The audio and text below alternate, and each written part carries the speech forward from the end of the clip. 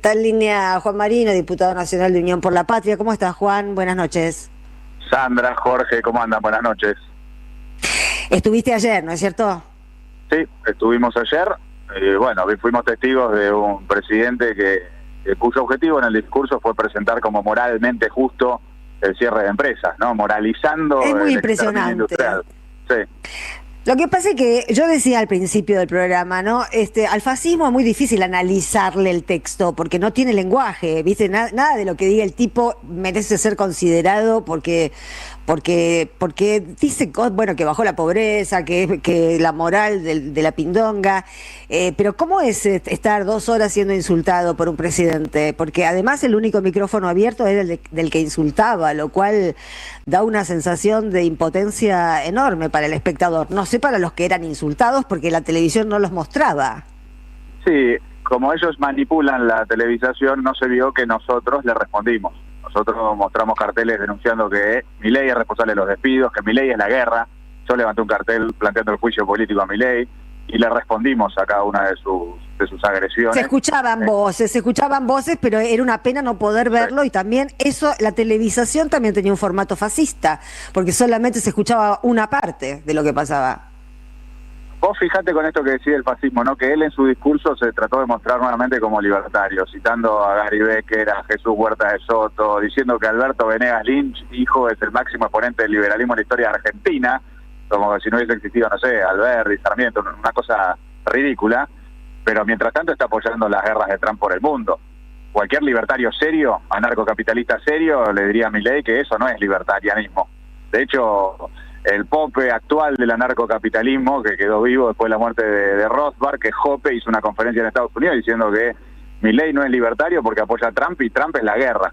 Entonces, claro, me parece muy importante clarificar eso. Acá, libertario nada, acá vinieron a reforzar a nivel internacional un aparato de guerra del fascismo estadounidense que es Trump, y en función de eso están desplegando una guerra contra la democracia también en Argentina. Por eso ayer en el discurso se jactó de estar reforzando el aparato militar, que no nos olvidemos que ellos pretenden utilizarlo para tareas de seguridad interior, como lo han planteado en su proyecto de reforma de seguridad interior, y con esta cantinela de que todas las organizaciones de lucha seríamos terroristas, bajo lo cual pretenden justificar este estado de persecución y la instalación de un estado policial.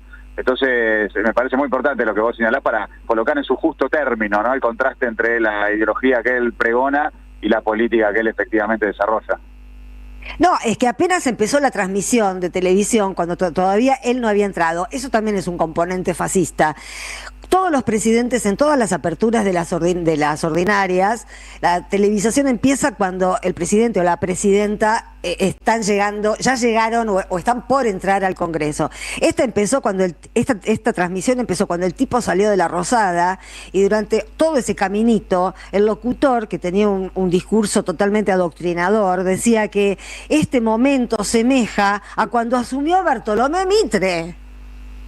Sí, es una cosa autocelebratoria. Sí, es increíble. Es una cosa autocelebratoria. El tipo está en su burbuja, ¿viste? Como cuando el rey está desnudo y no se da cuenta, y se aplauden a ellos mismos, insulta a todo el mundo, piensa que puede faltarle respeto a todo el mundo, chicanear a todo el mundo. En realidad es una expresión del nivel de disociación total que tiene con la realidad, y que no reconoce que si él está ahí en el ejercicio de la presidencia formalmente, solamente es porque Trump bajó la promesa de $40.000 millones y lo salvó el año pasado, cuando estaba a 2 días de un colapso financiero. Me parece que es una expresión de esa negación de la realidad, estas ínfulas de autoritarismo, esta fantasía autoritaria. Incluso, viste que en el discurso dijo, pasamos de tener 9.000 piquetes en Argentina a tener 0. No sé en qué país vive. No, yo tampoco. Es totalmente fantasioso. No es yo real, tampoco. No, pero aparte, sobre todo cuando los comerciantes de Congreso se están quejando porque dice que con los piquetes tenían mucha venta y ahora con la cana no tiene ninguna. Bueno, por ejemplo, ahí tenés. Por eso, la verdad, es poco serio. Y me parece que hay un contraste muy importante con lo de Axel recién, ¿no? Porque lo tuviste No lo pude ver. Bueno, pero yo vengo de ahí, estuvo muy bueno porque lo tuviste ayer a Milei insultando y sobre todas las cosas pretendiendo moralizar y justificar el plan de genocidio económico, el cierre de empresas y los despidos, y hoy Axel defendiendo la industria nacional, respaldando a las trabajadoras y los trabajadores que están luchando contra sus despidos, planteando que hay un camino distinto al de Javier Milei, llamando a construir una alternativa política a nivel nacional contra Milei. Me parece muy importante integrar los dos discursos como la secuencia política de estos 2 días. Claro, exactamente. Como discursos antagonistas, sí, es lo que necesitamos, discursos antagonistas. Jorge. Juan, ¿qué tal? ¿Cómo estás? Muy buenas noches, ¿cómo va? ¿Cómo andamos? Acá andamos. Bien, tengo una consulta. Yo sé que vos además tenés muy buen olfato político. Obviamente que hay sectores en la Argentina, sobre todo de los gobernadores, etcétera, que han apoyado últimas medidas de Milei, pero que se avergüenzan un poco de este payaso, de este papanata. Y empezás a olfatear que muchos de esos apoyos pueden empezar a discontinuarse en la medida de que la situación vaya empeorando, sobre todo para los trabajadores en nuestro país? Sí, porque naturalmente esos sectores que a veces acuerdan con Milei, que a veces votaron con nosotros, la ley de financiamiento educativo, la ley en defensa de las personas con discapacidad, la emergencia en discapacidad, bueno, son diputadas y diputados dirigentes con los cuales tenemos conversaciones y muchos registran que esto está atado con alambre, que incluso la promesa de los 40.000 millones de dólares nunca llegó completa, que Trump está metido en una guerra que le está saliendo muy mal. Sí, claro, tiene muchos problemas políticos Trump. Claro, en Estados Unidos se está generando un repudio, el Congreso estadounidense en cualquier momento le vota a los War Powers, los poderes de guerra, una resolución que le va a limitar su capacidad de librar guerras contra todo el mundo, probablemente pierda las elecciones legislativas de medio término que son este año, y si las pierde, se reabre la discusión del impeachment contra Trump en Estados Unidos. Entonces, Trump está más cerca del impeachment que de cualquier otra cosa, y por lo tanto la única base de apoyo que tiene Milei está tambaleando, y eso lo ven los que hoy de alguna forma se acomodan atrás del gobierno por el triunfo electoral circunstancial, por el apoyo de Trump, o incluso los que no tienen disposición a confrontarlo. Por eso nosotros presentamos el juicio político, sabiendo que hoy no tenemos el número, pero sabiendo que es plantear un camino institucional para que si mañana, producto de las consecuencias de la guerra, de la crisis económica, de los escándalos de corrupción que se siguen destapando. Ahora, hoy mismo salió la noticia de que en la causa judicial por Libra apareció que en el celular de Mauricio Novelli, que es un socio de años de Milei, de Karina Milei, estaba el borrador del contrato entre Hayden Davis y Javier Milei. O sea que los escándalos de corrupción van a seguir destapándose. El que ya publicó Clarín. Claro, exactamente.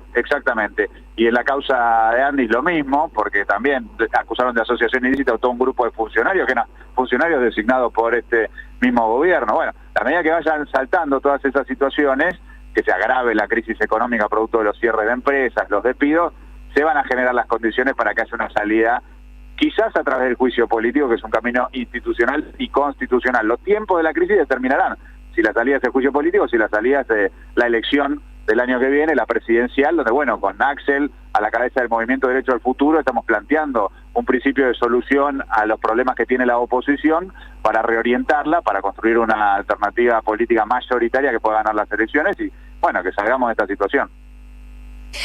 Bueno, ojalá algo de eso pase. Juan, muchas gracias por este ratito. Gracias a ustedes, un abrazo grande.